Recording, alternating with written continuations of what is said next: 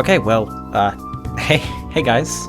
This is going to be that video I talked about a while ago that's going to be kind of different. This is unscripted. As you can see, I have a tier list here that I made myself because all the other tier lists that were out there, I just weren't happy with some of the portrait choices, and I know I have very good portrait choices here. My pickiness has led to me having incredible hubris, so this is what we're stuck with, I guess. And so I have this tier list here that has all the Persona 5 characters that I feel like talking about. I'm sorry, Rumi, but and I'm just gonna be talking about them in this really disjointed, rambly, unscripted fashion because this is how I am when I don't have a piece of paper to read in front of my face. So I don't really know how to start with this. Like, I feel like trying to go about this in an organized way is going to backfire on me very quickly, so I'm just going to cast my vote for the best girl in the game as Sumire. I'm really sorry, An. You're right there. You're right behind her. And for reference, whenever I say best girl, I kind of mean it in a meme way. I'm not like a waifu person. I just think she's a really good kid. They're all the girls in P5 are really good characters, honestly. But Sumire is just, oh, she's amazing. But I'll get into her later. In fact, you know what? I'm just gonna hold on. Give me a second. I'm gonna make a tier for her. That should do it for now. So we have the big three here, and this is going to be the three characters that just make this game for me. And who are they going to be? Who will they be? I don't know, but Sumire is one of them. I'll get to her later when I start talking about the other characters that are very important regarding her. But so Sumire is there. So that's what I'm starting with. And An, I know I really baited her, but she really was. She definitely was the best girl character in the original game before Royal came out. Like, I really love An. I love that she's allowed to be incredibly pissed. Like, I adored how angry she was with Makoto before Kaneshiro's palace started. Like, I know it wasn't really justified technically, but she thought it was, and that's the point. She was allowed to be pissed, and I love her for it. I really honestly don't get how people claim that she's sexualized and it ruins her character arc, because I can think of like a handful of times where the game does something like, yeah, maybe I can see that. Like the scene, the animated cutscene of Ryuji and Joker staring at her in the desert comes to mind, but she does get to clap back at them about that. She gets to stand up for herself, which is good. And honestly, the part with Shido's palace is the most other frequently cited, and I just think that's a really good conclusion for her character arc, because that's what she wants to do. She uses her appeal to get what she wants from this man, and then the second he starts to make her uncomfortable, she's like, okay, let's kill this guy right now. And they just do it. It's genius. I really like it. I really like Shido's palace. It's a very good way to conclude all these characters' arcs. And that's going to be a theme for a while here. But point is, I really love An. And by the way, the Yusuke scene, she was never actually going to be nude. It's not as bad as all that. It's not taking away her agency, because she was never planning to do this thing that would demean her in the first place. Does that make sense? I hope I'm not coming across as like a male gamer. Like, that's the last thing I want to do. But I just don't see that much that's wrong with An in this way. I think she's just executed really well. Like, genuinely great. She's fantastic. S tier. Easy S tier. Let's look at some other girls. Haru. I really like Haru, but the thing is, there are a lot of P5 characters that I really like, and most of the ones I really like, I like more than Haru just by process of elimination, so unfortunately she kind of has to go lower than most people would like, so she's gonna be like low-ish A tier. Like, I like her, don't get me wrong, I do.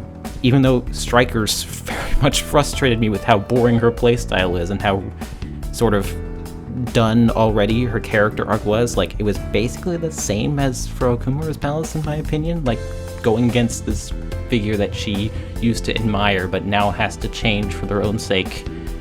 It just kind of felt like all the same to me. But just in terms of the original game, at least, she's pretty great. She's nice to have around. I do kind of get the feeling that she was a little too late, but that's not that much of an issue. She does get enough screen time. The point was that her arc wasn't finished in the original game, but this is fixed in Royal with her cognitive double in Okumura's Palace, how she decides to stand against it. That's amazing. That made Okumura's Palace so much better for me, along with everything else about that palace in Royal, because it was just so good. But that was the main thing I was worried about. I can't believe they actually did it. They fixed Haru's character arc in Royal. It's amazing. And now her social link can be her confidant can be a proper bookend for a character arc that actually happened, instead of something that just kind of was assumed to have happened in the original game. Royal actually made it happen. It's so good.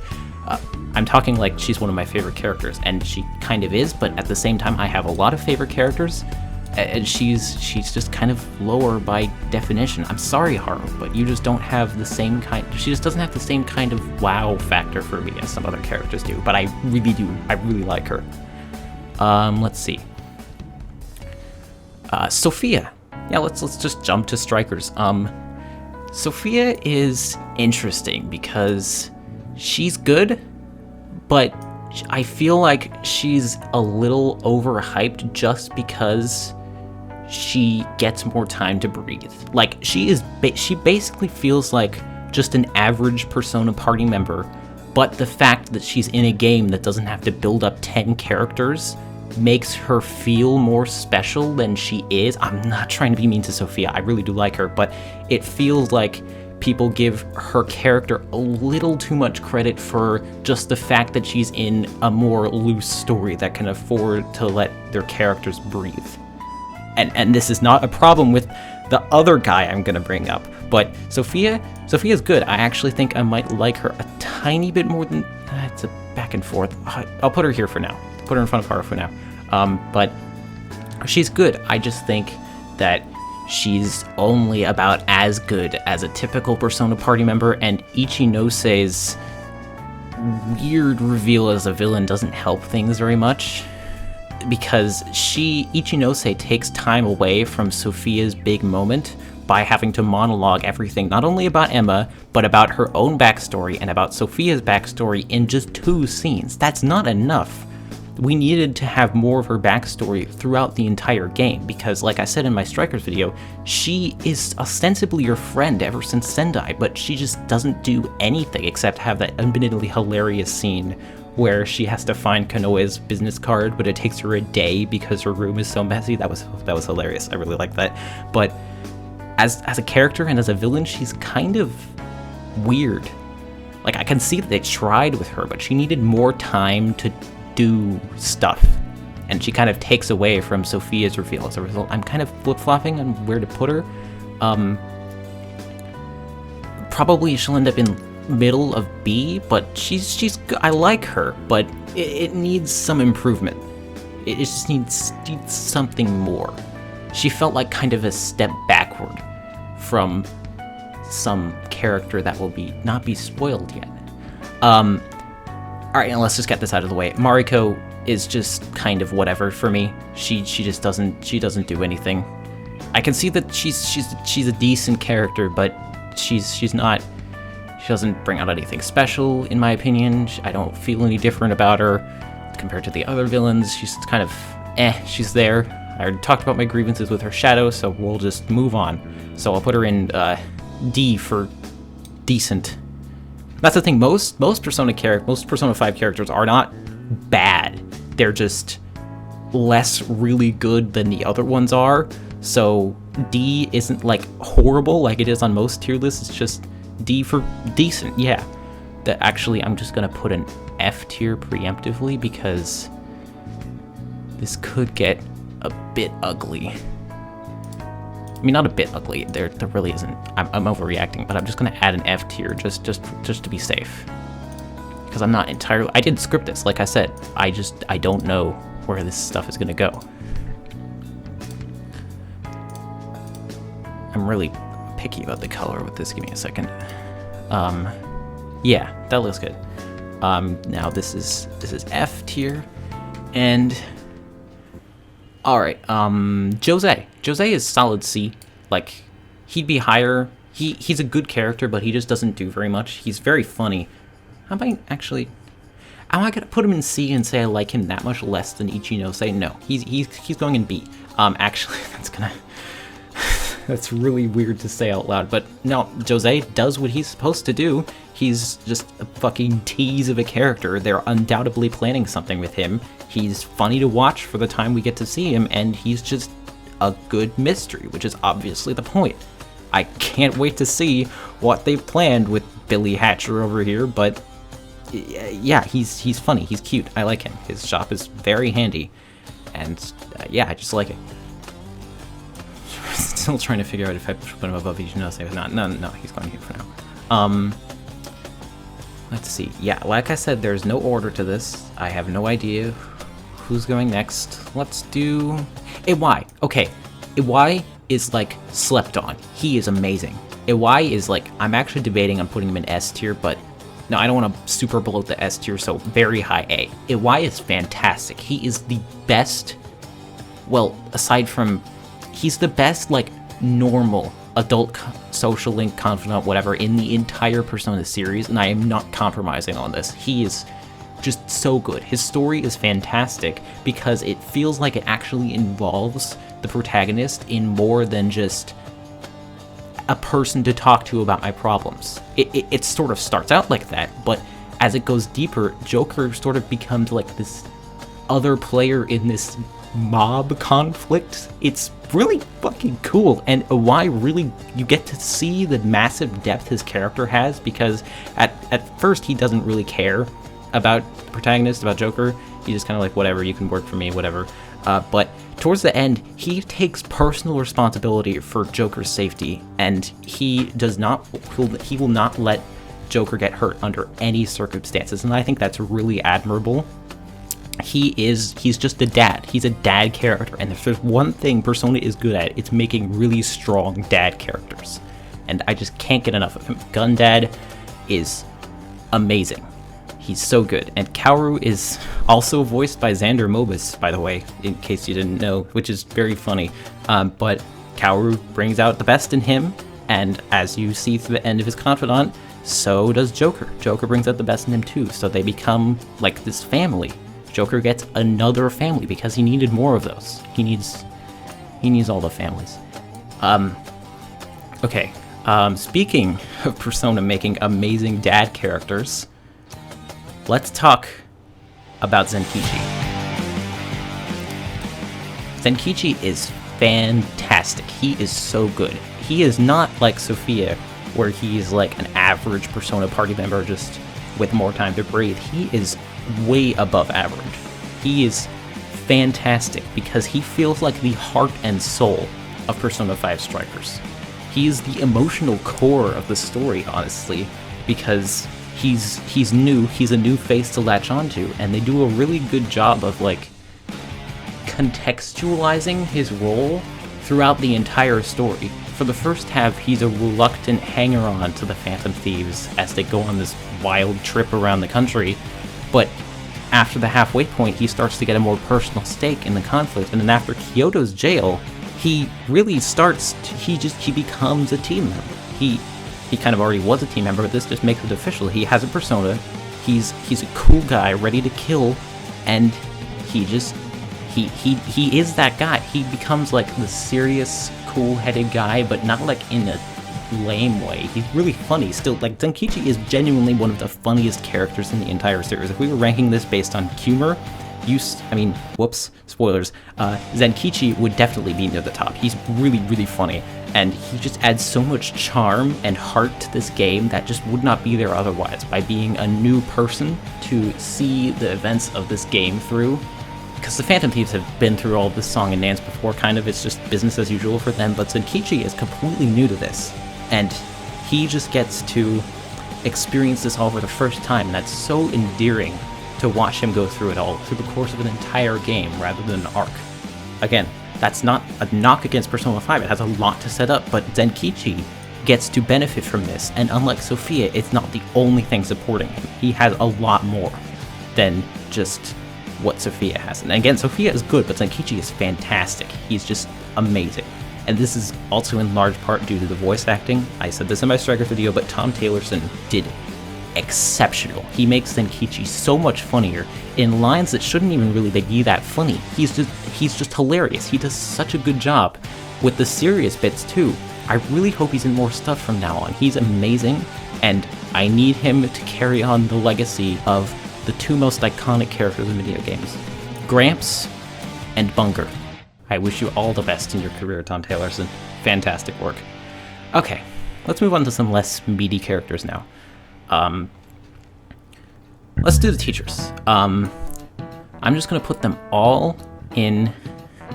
I actually like most of the teachers more than Mariko. Yeah, that's good. I'm gonna put them all in D tier except for two of them. Gonna put them all in D tier except for these two.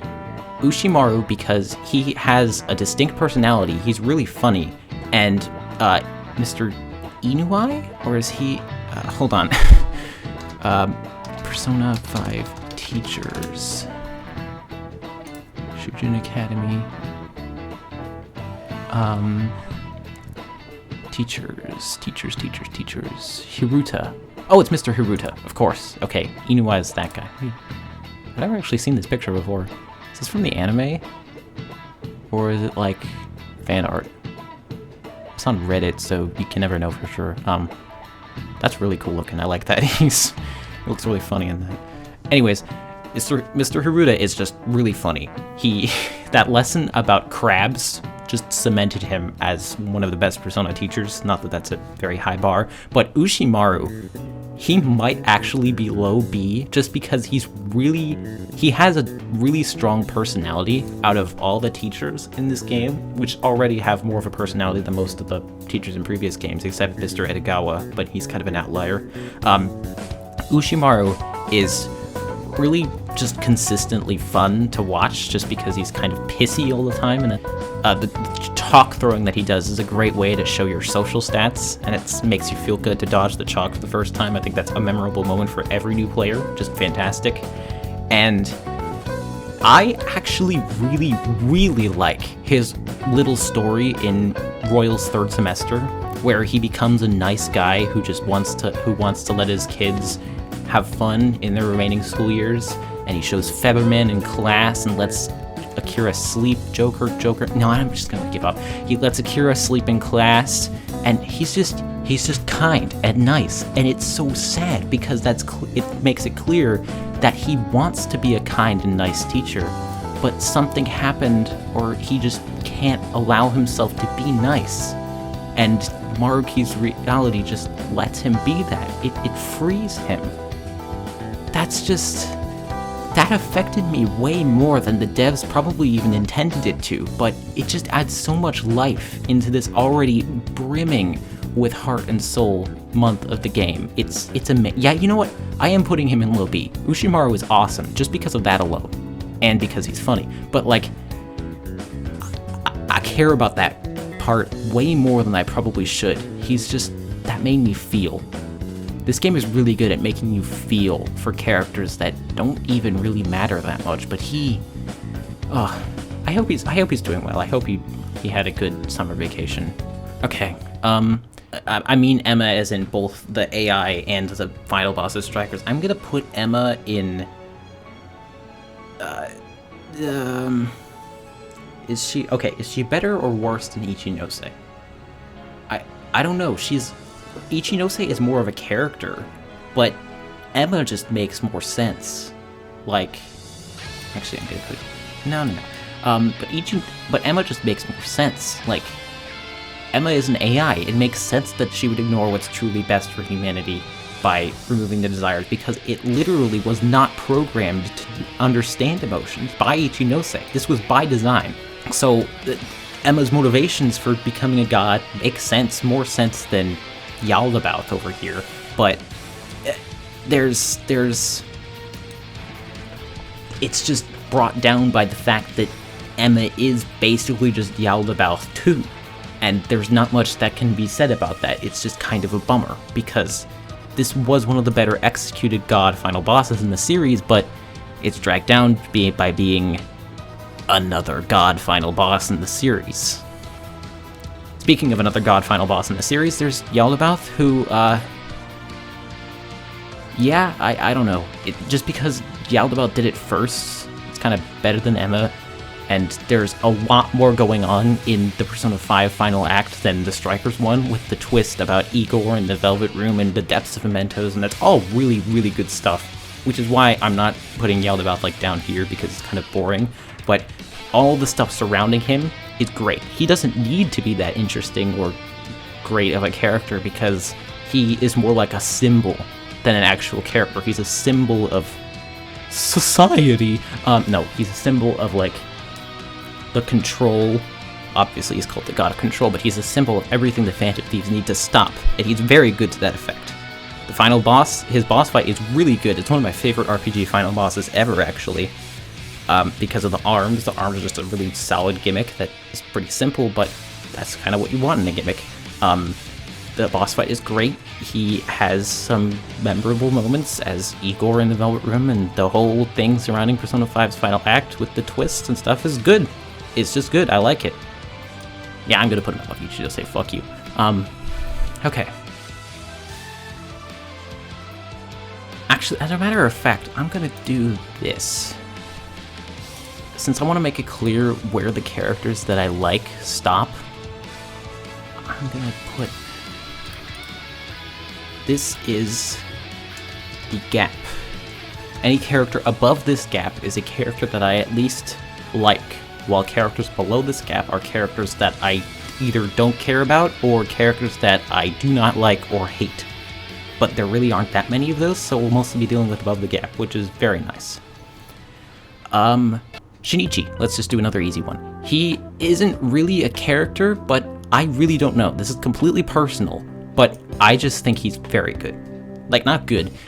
He barely counts as a character, like I said, but I just really like him. I think he's a sweet man. I like the glasses thing. I like that his portrait changes depending on whether or not you did Samira's rank 4 or not. He's just a sweet, sweet man. I like him. His flashback scene in Mariki's palace actually kind of got to me. Like, I just feel bad for this poor guy. He didn't ask for any of this. He's just a nice guy trying to care for his daughters. I don't need any big reason to relate to him. Well, not relate to him. I don't need any big reason to empathize with him, is what I mean. Like, he's had a pretty tough time, and he's just trying his best, and I appreciate him for that. He's doing a good job. I love you, Shinichi. You're my boy. He's my boy. Okay, the principal... yeah... Like, he's not bad. He's just bad. I don't really know what to say about him. He serves his purpose in the story. I guess, yeah, okay, fine. I guess it's D, because he does serve a purpose in the story for being killed and starting up the Phantom Thieves investigation in earnest, but I don't know, he's just kind of lame. And his character design is weird. It doesn't fit well in this game of mostly kind of grounded character designs. And he's just kind of an idiot. I can't take him seriously at all, which I guess is kind of the point. Like, I guess what I'm trying to say is, I'm putting him in D, but he kind of does everything he was supposed to do. He's just kind of lame, and I can't really put him any higher because of that. Maybe I should just put him in the gap. I mean, I would if I could, but that would defeat the purpose of the gap. Alright, and let's just go with the thumbnail crew already. Owada is F. Like, again, it's kind of similar to the Kobayakawa. He does what he's supposed to do. He's like the outside catalyst for the story that Zenkichi has a personal stake in taking down. I get that. I like it. It's good. But he is not a character. He is a boring stand-in replacement for Shido with none of the charm, but all of the, I guess I was gonna say all of the baldness, but he does have hair. He just has bald energy. He's bald man. but he's just lame. I can't take him seriously. I know you weren't meant to, but I mean, I guess you were meant to take him seriously. I can't take him as a legitimate threat after taking down Cheeto, which may have been the point. I don't know, but like, I don't know. He's just F. I don't know much to say about him. And SIU director, I actually unironically liked him. No joke. I know it's kind of a meme that his scenes are pointless and dumb or whatever, and yeah, I guess you're right, but for a first playthrough, it's actually very interesting to watch these scenes, and I don't really know if this was intentional or not, but the fact that he's built up as this major threat, and you think that he's going to have a palace or something, who's going to be the big bad guy, only for him to just be killed unceremoniously in a 5-second scene after his role in both the plot and the conspiracy is over with. That's some good shit. That's actually pretty amusing to me in a morbid kind of way, and it just makes sense. He's served his purpose in both the narrative and in this conspiracy, so he's gonna die. And I just appreciate how he was built up as this big threat, but he's just killed in 2 seconds. Thanks, Akechi, you did something right. I think the game would be a tiny bit less memorable without him. I don't know. Maybe memorable isn't the right word, but the game would just be a tiny bit less without him. Just a tiny bit, but I think he's worth having in the game at least. Alright, and Chihaya... Yeah, let's just do Chihaya. Oh man, I'm gonna get murdered for this. Yeah, I don't know. She's like I said, this is characters that I like. Above the Gap is characters that I like, but Chihaya is definitely the least interesting of the adult confidants for me, which is saying a lot. I mean, which isn't a bad thing, because all the adult confidants in Persona 5 are amazing. They're so good, but Chihaya is just way less for me. She doesn't have nearly as many character traits as the others. And her little thing about slipping back into her country accent is very funny. I like it. But her story is just kind of whatever. I don't really have that much to say about her. She's just cute. All the characters in this game are cute for the most part.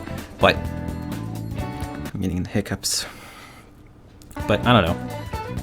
I probably said I don't know like at least 50 times in this video already, and it's going to be at least 100 more. But yeah, Chihaya's just eh. Like, I like her, but she's just eh. Before we do any more of the big Phantom Thieves, let's just...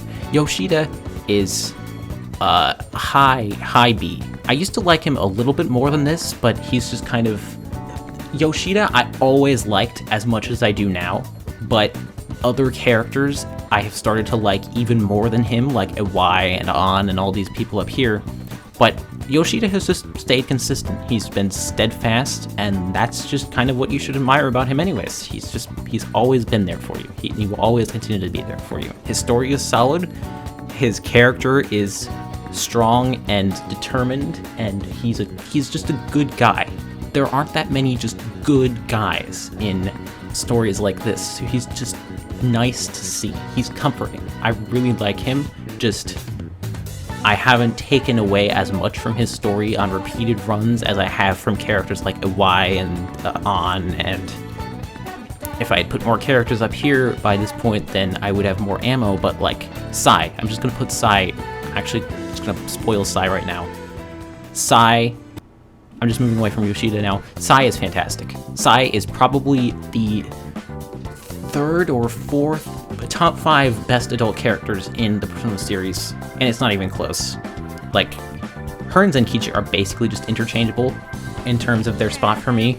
She's just so good. She has a dynamic character arc that happens over the course of the game, and it was such a good decision to not have her heart be changed by the Phantom Thieves in her palace, because it lets her change her heart on her own, based on her seeing their actions firsthand.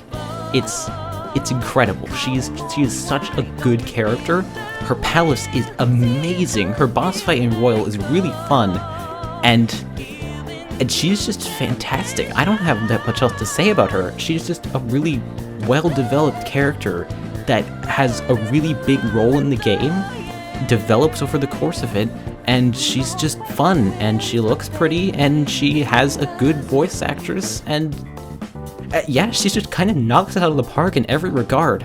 I'm kind of pissed off that whenever anyone talks about Sai, all they say about her is that she should have been romanceable. Shut up. Look at this well-written adult character in this complex video game about anime girls for once. Please.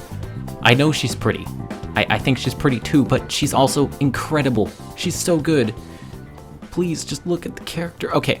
And that's actually time to talk about Kavaragi from Strikers. I like, she's a good character, but just like Emma, she kind of has the problem of being... She has a good character arc, like, it's half an arc, I guess, but she's basically just Sai again, but with slightly more power, which is a little interesting, I guess, but... I'm considering putting her in D. No. She's just Sai again. I don't really have that much else to say about her. She's literally just Sai. Like, even the hair color is kind of similar, and I don't know. They're both kind of have the same role in the story, except Sai is leagues better. But Sai being leagues better than you still means you're pretty good, so I guess she can stay there. Like, I don't have anything against her. She's just Sai again, and Sai is way better. Let's see. The Lavenza is going to go low A, and the twins are probably going to be... You know what? I'm going to do this. Don't get me wrong. Normally, the twins should be here, but I just like how this looks much better. Like, the symmetry, it just looks nice. Normally... For a while, this was switched. I used to think Lavenza was kind of lame and the twins were better. Like, but they both have their own strengths and weaknesses. Caroline and Justine are pretty one-note on their own, but that's why they're always together. They are tremendously funny because they get to bounce off of each other infinitely. It's so good because you just get to see them together all the time, and their personalities clash so beautifully, but they also unite so beautifully. That's what makes them so fun to see. But like I said, they're kind of one note on their own. Lavenza is a much more complete character, which is why I put her in A, but at the same time you lose out on the tremendously funny banter between these two by fusing them together. Go figure. But Lavenza is nice.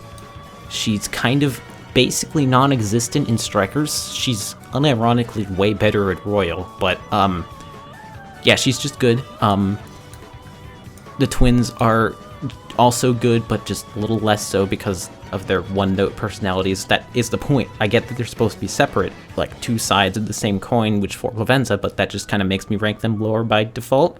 Lavenza is good. And the twins are good, but Lavenza is gooder. God, I'm a mess when I'm unscripted. I'm sorry. Okay, I'm gonna actually... This is going a bit longer than I thought it would, and we haven't gotten to the best ones. I'm gonna sort of space them out. Akane she actually would be high A tier if she was just in the game more. They had the perfect pieces for a really amazing character. Like, both the scenes with her before Okinawa and during Kyoto's jail, they're really good. She has all the basics down for a good character, but then she just stops being in the game after Kyoto's jail. I don't understand it. They set her up perfectly, and then they just don't follow up on it at all. I was so looking forward to a scene where she finds out her new friends are the Phantom Thieves, and maybe she would actually just not care that much because the only reason she liked the Phantom Thieves was by living vicariously through them. It's because she thought her dad was lazy and a piece of shit or whatever, but now that that's fixed, maybe she just wouldn't care that much about the Phantom Thieves anymore, which would be kind of neat to see. I realize I'm just spitballing here, but this is because we got nothing about her after her story was basically, I was going to say finished, but not really, kind of just started. Like, imagine if Futaba just kind of stopped being in the game after her palace. That would be the lamest shit ever, but that's basically just what happens with Akane. It's so sad, because she could be amazing, but she's not, and I'm sad about it, because I really like her. She's cute, but she's just not finished. Maybe they just didn't want to finish her, I don't know, but come on guys, you could have done it. You had only 2 new characters to flesh out in this game. You could have done 3. Well, I guess each of us counts. You were only 3 more characters to flesh out in this game. You could have done 4. And yeah, Futaba is S. She's really good. Her having a palace and it just being basically a subtle reference to Persona 4. I mean, I say subtle, but like indirect, I guess that's what I should say. Indirect reference to Persona 4. That's very cool. And I say this as someone who doesn't even like Persona 4, but her palace is good. It's a really interesting way to start off a character in these games. Persona 4 did that too, obviously, but not nearly as good as this. Like, they actually take time for her to get better. It's not just like accepting her shadow made her instantly better. She had to take time to get out of her shell. Even though her heart was changed, it didn't fix everything. She still has crippling anxiety, which is fair, and it makes her endearing. I see a lot of people say that she's cringy because of her gamer talk, but it's not hard to see that that's literally how she copes with the world around her. Like, that's her coping mechanism. That's how she sees the world in terms that she can understand. So she feels less anxious about social situations. That's a very endearing character trait, and reducing her to just cringe mirror for us gamers. Thank you, The Gamer. Horrible website, by the way. I should not be giving them more exposure. But she's a really interesting character. She's really funny, and she just adds an interesting perspective to the group that wouldn't be there without her. I'm really struggling to find much else to say about her. She's interesting. She has an interesting start to her character. She's funny, she's cute, and her role in the story is nice as a navigator. And her personas are awesome. This is definitely the best take on the navigator persona there has ever been. Her palace is whatever, but that's not an issue. That's not gonna drag her down to A tier or anything. She's really good. So yeah, Futaba is good. Okay, Igor. Just by virtue of him being the only consistent face in this series, I'm gonna put him in, like, B. He deserves better than what he's been getting from the fandom. Like, I don't see anyone talk about Igor, and that's a real shame because he's just a nice man. I like that he's here, and I'm sad that his Japanese VA passed away. So they're probably going to like replace Igor in the next game because they can't pull what they did with Yaldabaoth again. But I'm just so happy that Igor exists. He's a very pleasant guy to have in all the games. I'm talking so quietly because that's just what Igor just makes me feel at ease. I know that's weird considering this is Persona 5 when he's basically just a fake for 90% of the game, but yeah, he's just good. I really like Igor. Please give him more appreciation. He does so much for every game, and no one talks about him. Please talk about him. Give my man some love, please. That's honestly, okay, that's genuinely my biggest. If you have one takeaway from this video, please let it be appreciate Igor. I need more Igor stands, please. Alright, let's do Hefumi. I know there are some people who really, really like Hefumi, and I only one really, not really like Hefumi. She's like, Akane is, yeah, okay. Sure, I'll just put her there. She's good. Like, she's a very refined character, which is interesting to watch. Her little roleplay thing with her Shogi Kingdoms is very cute. Again, I've personally never romanced her because of these two up here, but she's just good. How many times have I said that? She's strong, and she's calculating, but not in, like, a manipulative, evil way. That's just how she views the world, and I think that's very interesting to watch, and the fact that she is this intelligent lets her talk to Akira in a different way than most of the other confidants do, which is interesting to watch. She's pretty, obviously. She's a Persona 5 girl, and her confidant is nice. Her confidant story itself is fairly average comparatively, but her character is strong enough to put her into the high B tier. If her character was the average, I say average pointing to Chihaya, if her character was as average as her story, she'd be like down here. but as it stands, she's pretty good. I really like her. Like, yeah, that's what I mean. Pretty good by Persona 5 standards is still really good. Like, these are all great characters still. Just this series, this game has really high standards. I want to keep reiterating that because it's very important. If I put your favorite waifu in B, that doesn't mean I hate them. Please don't kill me. It just means I like them a little less than these ones up here. Okay? Okay.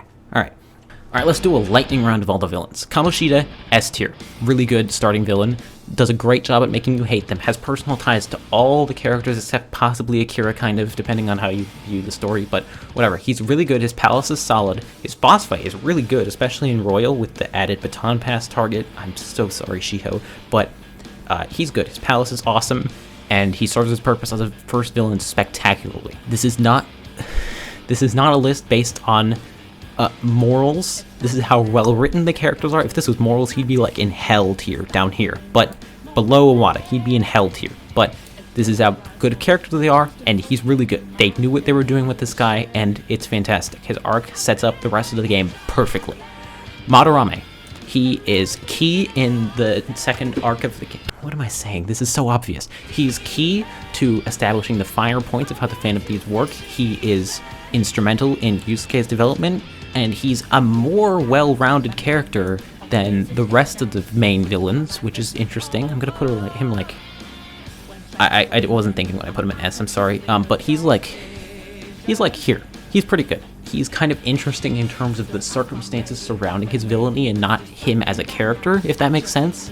Like, Yusuke and his art forging and his palace and everything surrounding him make him more interesting and fun to watch. He's a really hammy villain. I think he succeeds the best at being a hammy, campy villain out of all the main Persona 5 antagonists. I really like his boss fight. His new one in Royal is fantastic. It teaches the baton pass and weakness striking fantastically well as a jumping off point of Kamoshida, but you're now punished for using the incorrect elements or using multi-target spells. You're punished for doing that, which is a great teacher. And he's just good. His palace is awesome in Royal. I didn't like it very much in the original game, but now it's really fun, and he's just good. I really like him. Madarame arc is just fun all around. Kaneshiro, he's kind of... I'll put him here just because I like his boss fight way more than Mariko's. Yeah, I'll actually put him here because of that. No, I'll put him here. Kaneshiro as a character is pretty bad. Like, he just doesn't have that much to him. I know that... I guess I wouldn't even hesitate to even call that bad. Like, he's supposed to not have very much to him. The characters literally make a point of disregarding any tragic backstory he might have, which I really like. That's very good at showing a core theme of this game, that villains are still villains, no matter what made them that way, which is why I think those cut scenes of their villain flashbacks that show how they became that way are really irrelevant and kind of pointless. I think Kaneshiro is just a good arc in Persona 5. His palace is like top 5 to me, honestly. Price is obviously a bop, but the palace itself has great gameplay. The enemies are fun, and the boss fight is exceptional.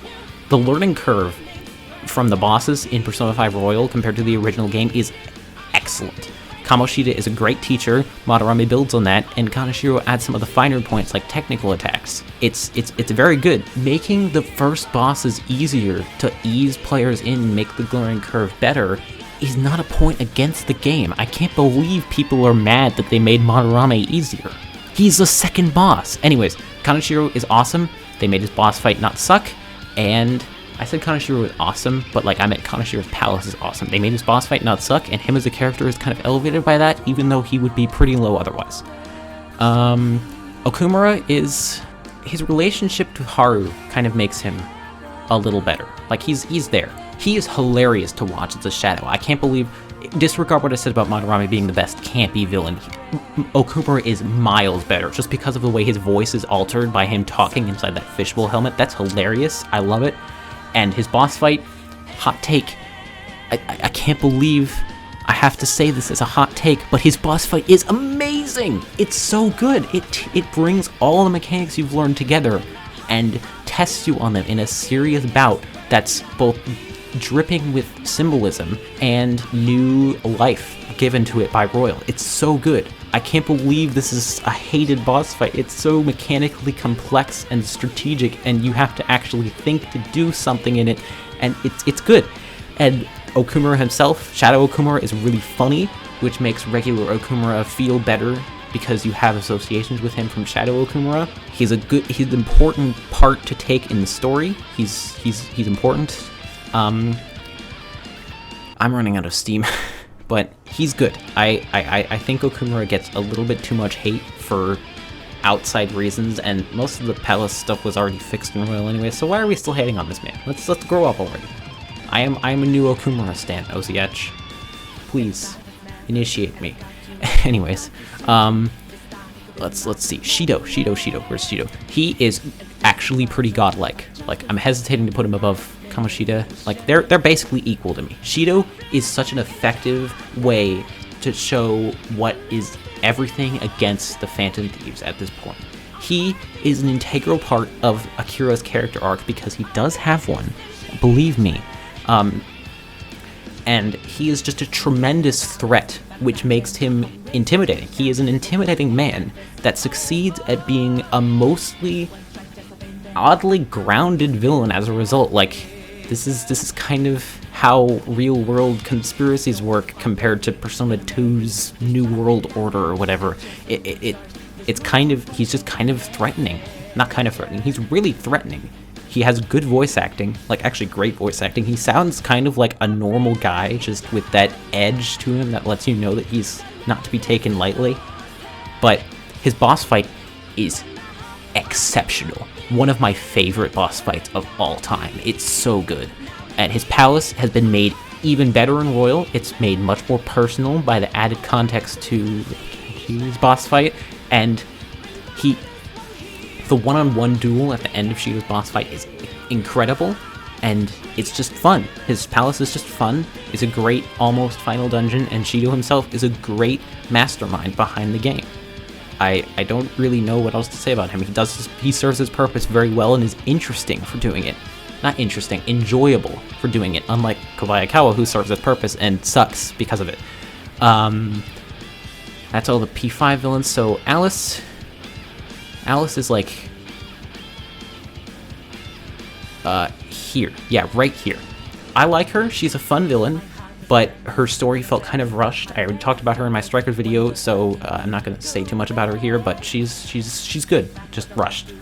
Natsume is seriously underrated as hell. I think he's fantastic. Everything about his arc works for perfection for me, and he's just a solid normal villain in the series that is the pinnacle of everything that Strikers Formula, that everything that I think Strikers Formula was going for works perfectly with this man. He's seriously so underrated in this community. I really don't know why. Maybe just because he looks like a douchebag, which I kind of forget.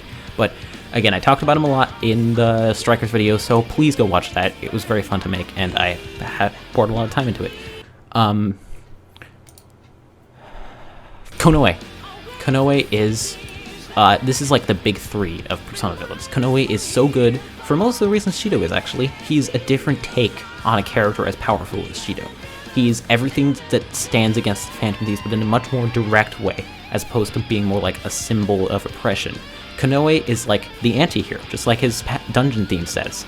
His dungeon is really good, by the way, and his boss fight is one of the best in the series, because he can just go for you. He doesn't need to transform or have minions, he just goes at it with a suit and a big laser sword, and that's badass. He's just a badass character, because he has no qualms about what he's doing, and that just makes you have to respect him to a degree, because he has charisma and motivation, and he runs with it. You have to respect him for that, even if he's being a bit of an asshole about it. You kind of have to admire how much he's sacrificed to get here. And again, I talked a lot about him in the Strikers video, so please go watch that. Anyways, that's all the villains. Yep, definitely all the villains. So Oya is actually underrated. I think she's pretty darn good, actually. I know Oya being underrated is kind of starting to become its own popular opinion. Like, it's kind of become full circle from an unpopular opinion to a popular, unpopular opinion, if that makes any sense. But I still think Oya's pretty good. Her first few ranks in the Confidant kind of turned people off, but her abilities being reworked in Royal make her excellent now. Good to have around for players who take the game a little less seriously, like myself. And she's just a fun character with an interesting story. I just wish you could see more of that story outside of the Crossroads bar. Like, I wish you could see more of it rather than just being told about it, but that's a minor issue. She's pretty darn good. I like Oya. I've come around to her a lot.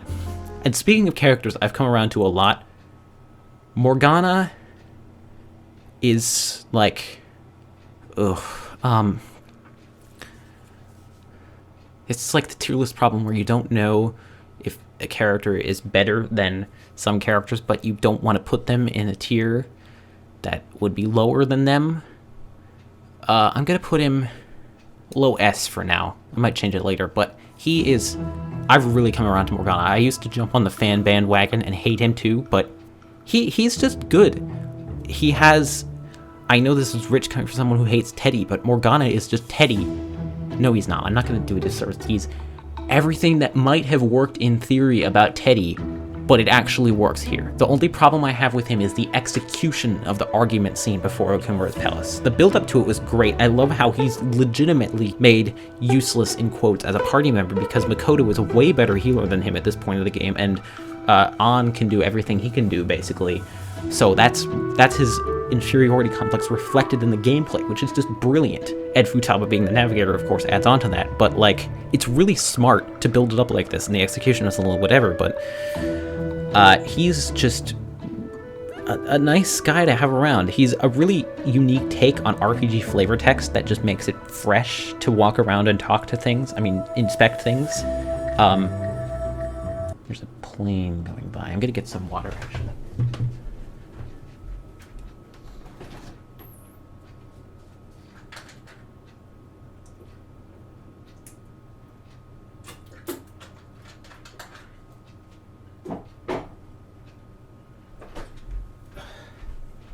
I should keep the water with me, actually. But Morgana he has a really strong character arc, actually, that is actually completed in Royal. But hold on. His role in the endgame is actually really cool. I like him. That's what Teddy was missing. Like I said in the Persona 4 video, he was missing some meaningful stake in the conflict, and Morgana has that in spades. He actually kind of is the emotional core of this story, if you think about it, and that's really cool. And I am so glad that Royal fixed the only real problem I have with his character in the original, when I'm looking back at it in hindsight, that he still wanted to be a human. I can't believe they didn't address this in the original game. Like, he literally says before leaving with Akira that he wants to find some way to become a human, and that's just, no, don't make your character regress like that, Morgana. But Persona 5 Royal fixes this. It actually does. By making him become a human, and then in Mariko's reality, and then he rejects it with the others, he's like, oh yeah, I guess I am a cat. That payoff was genuinely so rewarding. I cannot stress enough how happy that made me feel. Like, it was the payoff to a really, really, like, 4-year-long running joke. I hope you could hear me smiling as I'm talking about this. That genuinely elevates his character to a higher level of completion, because he gets to finally let go of this thing that he's been holding on to for the entire game. And he gets to let go. He gets to move beyond it. Finally. After almost a year of being obsessed with becoming a human, Morgana can let go. And that's just really, really rewarding to see. I'm so happy for Morgana, and I really hope that they continue to build off of what Royal did with him, rather than sort of regressing him like Strikers did, but that's a minor issue. He's fantastic. I've really come around to Morgana. He's amazing. Kamakami, I know she's, like, a very popular waifu, but I'm just gonna put her, like, actually, ooh. How do I not get killed for this, while also being kind of accurate? Okay, yeah, that'll work. She's good. I like her. She's in a very unique situation as a character, but I'm just not that big of a fan of her confidant. Like, the later ranks are good. I like her sort of mom attitude to Joker, as long as you don't romance her, please. But I do appreciate how she tries to tell you that romancing her is not a good idea at first. I at least appreciate that the writers had some dignity, but she's just... That kind of does drag her down for me a little bit, but she's a good character. She's interesting. Her story is engaging, but I don't know. Something about her confidant just doesn't do it for me as much as the others. And out of all the character designs in P5, I think she might actually be one of my least favorites. Not saying I don't like it, but just it's one of my least favorites. I don't know. Not much else to say about Kamakami, just not exactly my cup of tea.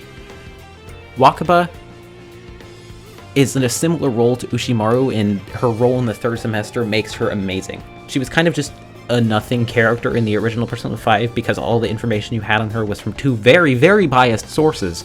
But in Royal, you get to see, and I know like that she's kind of an idealized version of Wakaba in the third semester, but that's kind of up for debate, and it doesn't really affect the point I'm trying to make here. She is so effective in the very, very short amount of time you get to see her.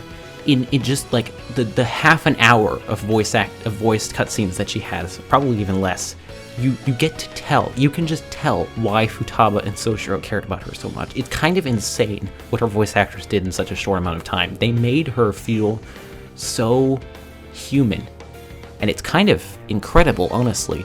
But you can totally tell why she was as beloved as she was, and that's just kind of impressive for such a short amount of time she spends on screen. And I just have to appreciate that. It's really good, and it makes the third semester even more heartbreaking. Takami is in a similar situation to Kamakami, except slightly less so. I like her design a lot more, but she's just kind of not my cup of tea. Her confidant is better than Kawakami's, but I don't know. Just, again, the fact that you can date her, I guess, drags it down, but that's not even all that. Like I said, these characters are good. She's a good character. I'm just not, like, a huge fan. I'm just a fan. I like her. She's very pretty, and she's funny. She's like actually one of the funnier characters in the game, actually. But yeah, don't really have that much to say about her. She's just a very good confidant. Not great, not amazing, just pretty good. Makoto is in a similar situation to Haru, where I'm actually gonna put Natsume above Sophia, where I like her a lot. She's a very rational person, which is interesting, but again, not in a boring way like I was afraid Zenkichi would be. But she's kind of funny in a weird, unintentional way, which is nice. But she's like Haru in that she's one of my least favorite by process of elimination. I still love her. I love her a lot. But compared to the other Phantom Thieves, I just love her a tiny bit less. But I don't really have that much else to say about her, since she's not like my number one waifu or anything, but like, she's good. She has a lot of layered character interactions in the later half of Persona 5 and in some parts of Strikers, which I appreciate. Hello, cat. Please stop being silly. Okay. Please, lady cats. Don't get cats. Please, don't get cats. She's coming back, isn't she? Okay, so Makoto is good. I really like her. Her thief design is awesome. Her personas are great. She has good character interactions, especially with An early on. That rhymes. But she's solid. I really like Makoto. Just I really like her a little bit less than the other Phantom Thieves. I said that already, but I just don't have that much else to say about Makoto. I'm sorry. Mishima is, again, like, oh yeah, underrated as hell, but this has actually not become a unpopular opinion yet. Mishima is just so good. I feel like everyone who hates him just didn't do his social link because he came off as an incel, which is completely fair, but he grows so much over the course of his social link. It's only 10 scenes, and yet he feels like a completely different character by the end of it. It's so rewarding, and the fact that you meet his shadow in Mementos was something I genuinely was not expecting. It's very cool to watch him sort of sink into the same distortion that brought the other palace rulers into their palaces, and then stop it because he's your friend and you want him to be better. But you don't stop it by changing his heart, you stop it by just telling him that he's better than this. He knows he's better than this, but he can't break out of it without some friend's help. And that friend is Akira. He gets to be the better person that he's always wanted to be by the end of it, and it's just so gratifying. I really like him. He's a cute kid, and he does a lot for the team, and he's just a great confidant, and his abilities are top tier. He's just really good. Please take the time to really think about Mishima instead of just writing him off as a 4chan incel or whatever the meme is, but he might surprise you. He just might. Shinya is kind of whatever. I'm actually gonna put him here. He's one of the least memorable characters to me in B5. I really like his brotherly relationship he has with Joker, and the fact that he kind of is the bad guy and is so confidant is pretty cool, but I'm struggling to remember a lot of his scenes, and he's just kind of... he's a kid character, and unless with some very notable exceptions, like Akane, I'm not really a huge fan of kid characters, but the hat is legendary. Gotta give him points for the hat, at least. Okay, we're getting down to the really good characters now. Shibu Sawa is, again, similar to Shinichi. He doesn't really have much of a character, but I just really like him. I hope he's having a good day, and I appreciate him. If this was a completely objective tier list, he would be down here, but this is not. Nothing is completely objective anyways, but he is... I like him. He's very... he's fun to watch, and I like his design, and he's just a fun guy. I hope he's having a good day, like I said. Okay, Shiho. Again, she doesn't do much, but she is a ray of sunshine that must be protected. I am glad that she did not have a confidant, because it would mean there would be a possibility of cheating on her. And above all the other girls in this game, cheating is a horrible thing to do, regardless, but of all the girls in this game, she deserves it the least. Please, please, please, please treat her with respect, Persona fans. Please, cherish this girl. Cherish her harder than you have been. It'll make An very happy. Oh yeah, they are girlfriends. Just gonna put that out there. They are dating. They are in love. If that pisses some people off, Shiho and An are gay and in love, and I don't care what you say. Alright. Wow, we are really down to the wire here. Sojiro is fantastic. Like, these three are the holy trinity of Persona, regular Persona adult characters. They are so good. Sojiro is in a similar situation to, like, Igor, where he's just so consistent. He's consistently, I wouldn't say warm, but, like, nice presence to have. He is so solid throughout the entire game, but since he's always there, and kind of in the background most of the time, no one talks about him, and that's a real shame, because he's a really interesting character. Like, his little snippets of backstory with Shido and Wakaba are really interesting to me, but they're just mysterious enough to where they don't tell you that much about them, but it's just enough to leave you wondering. And Sojiro grows as both a father and a person throughout the entire game. Like I said, Persona makes really, really strong dad characters, and Coffee Dad is definitely one of them.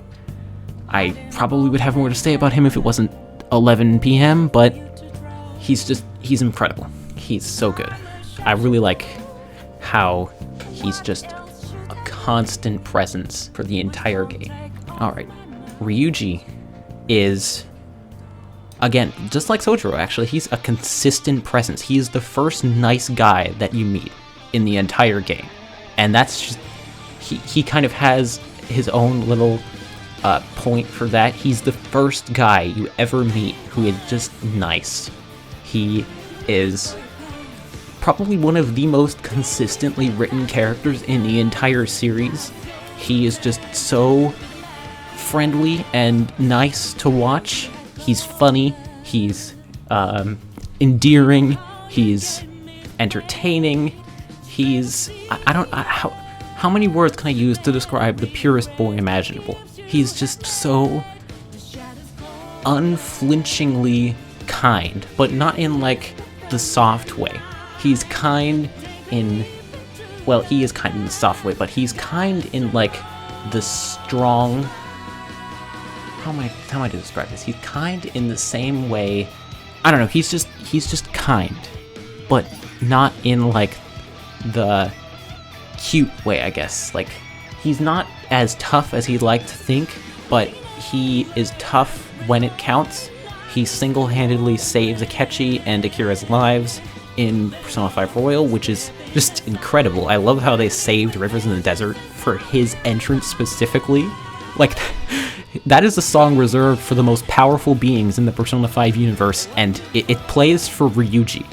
That says something, guys. He's a consistent guy. He has a little character arc in Persona 5, and in Strikers, he's just a bro. He's just the best bro in the series, except for, Yosuke is complicated. He's a great, fantastic bro, and I would like to have ramen with him. Okay. There is an excellent thread on Twitter about how Akira is a really good protagonist who has a character arc all of his own.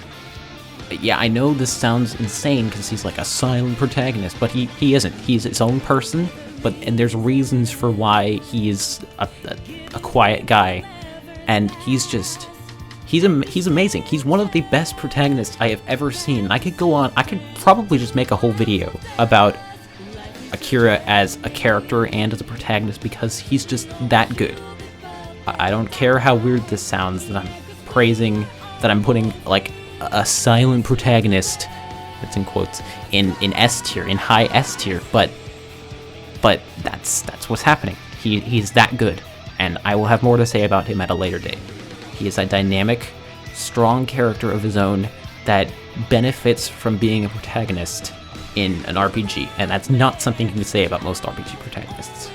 Alright, last person before we get to those people, Yusuke. Like I said in my Persona 5 Strikers video, Yusuke is the best party member that the Persona series has come out with in decades.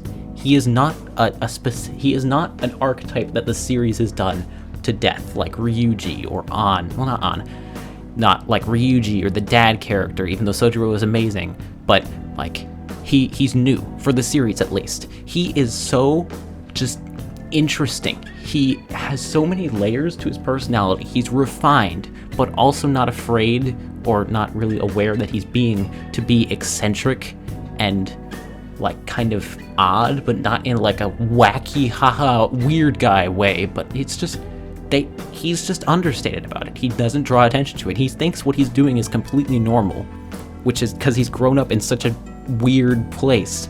He's grown up in an art studio. Of course he thinks it's okay to just ask on to be painted nude out of just genuine artistic drive, nothing else. He is not that kind of person. I'm concerned that if you think he's a pervy, horny guy, he is way more than that. Like I said, he's refined, yet not afraid to be weird. And this is why I picked the picture of him with the scarf, because it encapsulates him perfectly. He's got the serious look on his face, but he's got the weird, amazing, majestic scarf on. It's just so good. And he's a really like emotional character, especially in Madarame's arc, and his confidant is like one of my favorites in the series because it handles the aftermath of Madarame's arc in such a believable way. And he's also one of the funniest characters alive. He makes a scene funnier just by existing. Everything Yusuke says is either emotional, intelligent, or funny as hell. Sometimes all three, and that's when you get the best Yusuke moments, but he is just... I can't stress enough how welcome of a presence Yusuke is in the game, and he's an all-around fantastic character with so much more going on than I can say at 11:10 p.m. at night. He's just fantastic. And now we get to the last guy. Well, not the last guy. Last of the big three. There is something special about Goro Akechi. Like, he's probably one of the most divisive characters in general, but it's almost impossible to deny what he stands for as a character in a role-playing game. Never has there been a more effective foil character that succeeds more at being their own person that I have seen. Granted, my experience in media is painfully limited, and I'm trying to broaden my horizons, but again, there is something special about Goro Akechi. I'm not gonna bother with trying to justify his actions. He's done bad shit, obviously, but that's what makes him so compelling. He doesn't care that he's done bad shit. Like, there may be hints that he wishes he could have done something different, but now that he's on this path, he is determined to face the consequences for his actions. That's one of his defined character traits that only exists in Royal.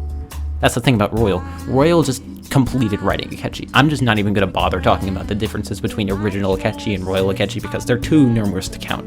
Anyways, Akechi's confidant in Royal is just incredible. It sets up his story and role as the rival character in an incredible way, with really astoundingly sharp dialogue scenes like the rank 7 scene I mentioned in the Persona 4 video, and the duel in rank 8 is amazing. His boss fight is incredible with the added context, and he's just... I almost really can't describe how many factors go into making him work as well as he does now. And it's the fact that Akira is such a complete character on his own that this rivalry can stand. He's just... I don't want to sound like the Akechi stans, I hate to use that word, but those fans of his who just reduce him to a sad guy who did bad things, but it's okay because he was sad. No, he would hate to be treated like that, but there is undeniably a sense of sadness that he couldn't have turned out differently. Well, he could have turned out differently, that's the thing, but he didn't. He made bad choices, but unlike the other Phantom Thieves, he didn't have any way to reset. Sometimes you can't just start over. Sometimes it's impossible. Sometimes you won't allow yourself to do so. And that's when you become a Goro Akechi. He got stuck in the past, he was petty, and he paid the price for it. He paid the ultimate price for it twice, if you really think about it.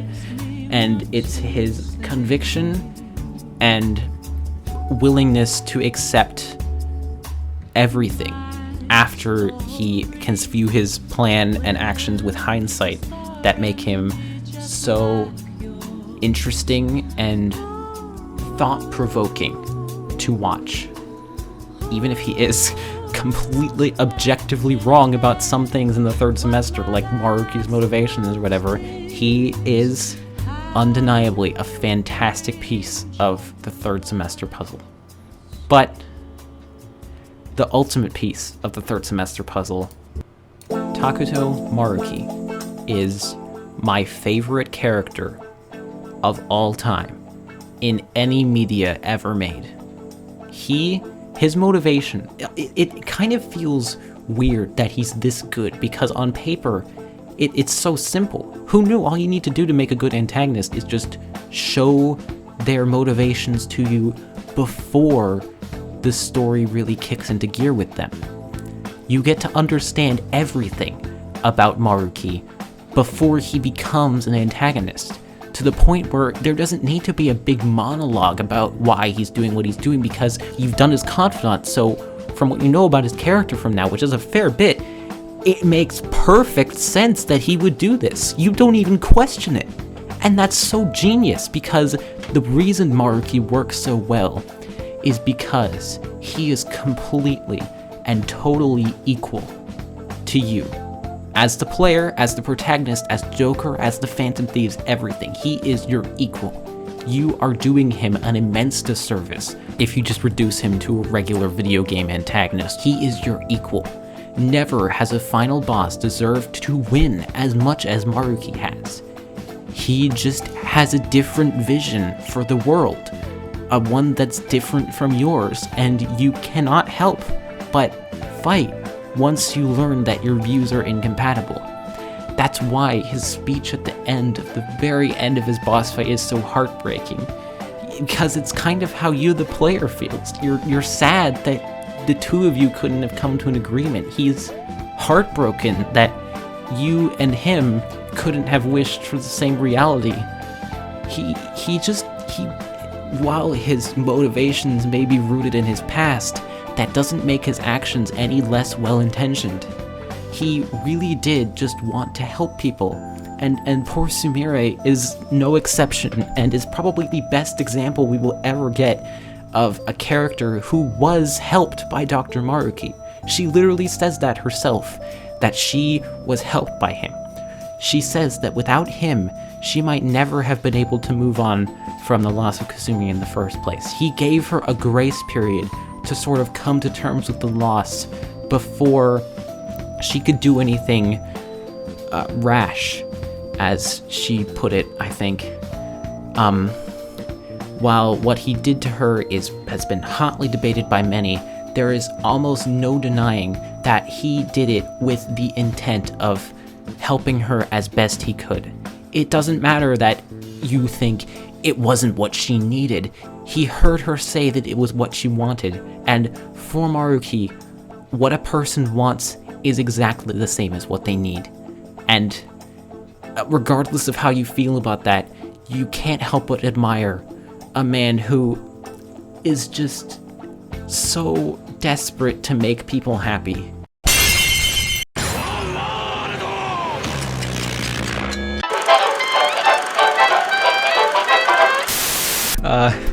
Okay, I knew it wouldn't be too long before I did another big oopsie, so I'm rewatching this in editing and adding all my really good editing skills, and I just noticed I just forgot to talk about Sumire.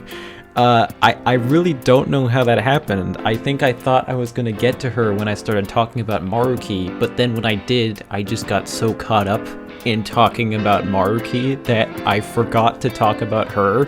And like with any other character, I might have just let this slide, but no, I can't just let this video slip by without talking about her. Sumire is just, I can't think of a better way to integrate a character this important, I guess is the word to say, into an already existing game. It's very clear that they knew what Marie had been missing, and they fixed basically everything when adding Sumire into the game.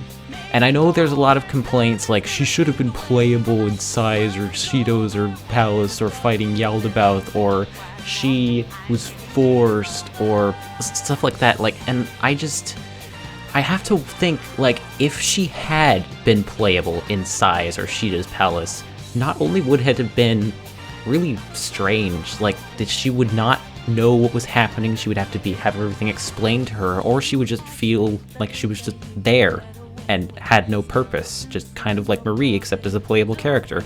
Not only that, but you people, you would be mad that she was forced into you by having her join the fandom these early. Don't lie to me. You would just be mad at this character just for existing. And I feel so bad for her because she didn't do anything wrong. And another thing I hear people say is that, oh, she was forced waifu bait because she has so many scenes with the main character. Okay, let's just think about this. An has a full animated cutscene of Joker just being completely awestruck when he sees her for the first time, and another animated cutscene of them together sharing an intimate moment together. Don't take that out of context. And not to mention that she is just one of the more, I guess, clingy characters when you choose to date her. Makoto. She has the whole thing where she gets scared and she has to hang on to Akira for reassurance. That seems pretty waifu baity to me. Not to mention all the characters that assume they're dating for some reason. Like, this is a running joke and it's kind of funny, but I really wonder why this is exclusive to them specifically. I don't know. Futaba, she is like, literally, she's clingy with Akira. It's pretty obvious that she feels comfortable around him, and it's just they have a very close connection, and they have many scenes together, many of which are in the story, not part of her confidant. These are technically forced scenes. Haru actually doesn't have that much of this, but my point still stands. every girl in Persona is forced waifu bait. I'm just saying we should hold all these characters to the same standard. And like, I don't understand what the alternative is here. I don't think it's unreasonable to want a character to have scenes in the story. Like, if she didn't have her relationship with Akira, she wouldn't really have anything. Like, she's friendly with the other Phantom Thieves, but he is her most deep connection with outside of her father, probably. And I don't think that's a bad thing. Their relationship is very cute, and I don't see what the problem is here. This is good writing. Also, the part of the game where, on October 3rd, where they enter Maruki's palace early, that shit just blew me out of my chair. Like, literally, I had to stand up and just pace around my room because I was so hyped. It was amazing, and she was an integral part of that. But what really makes Sumire so great is the twist about her character is just the icing on the cake. It contextualizes everything. It makes everything about her that didn't quite add up make so much sense. She's like she's a legitimate mystery, and seeing the answer revealed to you is not only absolutely fucking heartbreaking, but it's also really interesting. I really like that she's kind of selfish in the beginning. She literally chooses to go back to Dr. Maruki when he asks her to. I did not think that was going to happen at all. I thought, when I saw the dialogue choice that said, believe in yourself, or don't be manipulated, or whatever, I thought that she was just going to hear encouraging words from Senpai, and then she's like, you're right, I don't need to be depressed anymore, and then turn around and walk away. But she didn't, because that's not how trauma works. I'm just awed by how mature and thoughtful this game's approach to trauma is. First with Futaba, and now her. Like, when I went into Persona 5 Royal, I was expecting something, so I had expectations, but what I was not expecting was one of the most sensitive and realistic depictions of mental health in any media I've ever seen. And Sumire is just a perfect example of that overarching theme. I'm amazed that no one else has talked about this, because it's really interesting and just delightful to see in any game. But to have it be in one of my favorite games, that's just the icing on the cake, man. Not to mention, she's an incredible character. Like, a party member, she has amazing skills, and she's just fun to finally see work. Her awakening is the best in the game. Her true awakening and her false, quote-unquote, false awakening isn't far behind either, just because of the pure spectacle. But, like, she's just good. I really should just make a video about her and why she is so important to the story of Royal as a whole, because this game just wouldn't work without her, and I'm sorry if you can't see that. But to loop this back around to Maruki, because that's probably where this editor's note is going to end. Pretty long editor's note, but I didn't even talk about how enjoyable and really cute Maruki is even before he becomes an antagonist. Like, he's there for the whole game. He is integrated so well that my friend who played Royal first can't imagine the game without him, and I honestly agree with them. Like, he is so nice to see, and he pops up in the most natural places, and he has a funny story to tell or an interesting question, and his confidant is amazing. He just brings a new perspective on the events of the game and the themes it has, even before all the third semester stuff starts happening. It's really cool, and he's just a nice man. I like him. So let's go back to emotional me talking at 11 at night. And there's probably going to be a pretty big change in voice tone between now and a couple seconds, but it's an editor's note. You'll just have to live with it. See you guys later. Bye. Like, I don't even know how to put it into words. I need to make a video, like, either about Sumire, Akechi, Maruki, all three, just Royal's third semester in general. I have so much to say about it that can't fit into this last bit of a tier list video. Maruki is the definition of an anti-hero. He is just a hero, but he is antithetical to your own goals. And that's what makes him the antagonist. He wants to be a real hero. He doesn't care about acknowledgement, as shown in the royal ideal ending where he doesn't even show his face to the Phantom Thieves. He just walks away after taking their picture because his work is done. He doesn't need any acknowledgement. He's made people happy, and that's all he wanted to do. I hope you can hear the fact that I'm genuinely getting overcome with emotion right now. Talking about Mariko in this way always does that to me, because he is just an emotional character that takes you through such an effective, prolonged journey throughout the entire game that sells his anguish and desire to help people so effectively that it's almost uncomfortably real when he finally reveals his full plan, and you realize that you have no other choice but to go against him or fully accept him. And that's just a hard choice to make. And I can't get into that here, but it's just so effective at what it does. And Mariko transcends the Persona series' villain problems so effortlessly, it's like they were never there. I cannot stress enough how fantastic Mariko is as a character.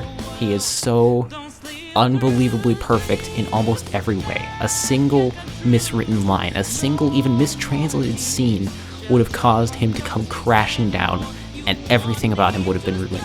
But there isn't anything. There is nothing that you can say, that I can say at least, that is a misstep. Everything is perfect. Everything is executed exactly as it feels like the writers intended. And it's just a treat to see this masterful, unforgettable antagonist spin his plan in front of you and finally decide the fate of the world on February 3rd.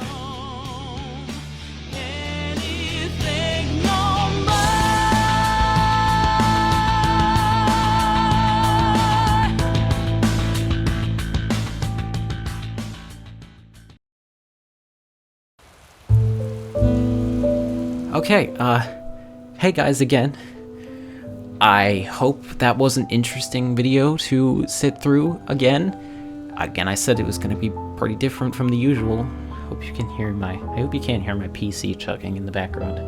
Recording is pretty taxing on this old thing, but I appreciate you sticking around to watch this incredibly disjointed thing.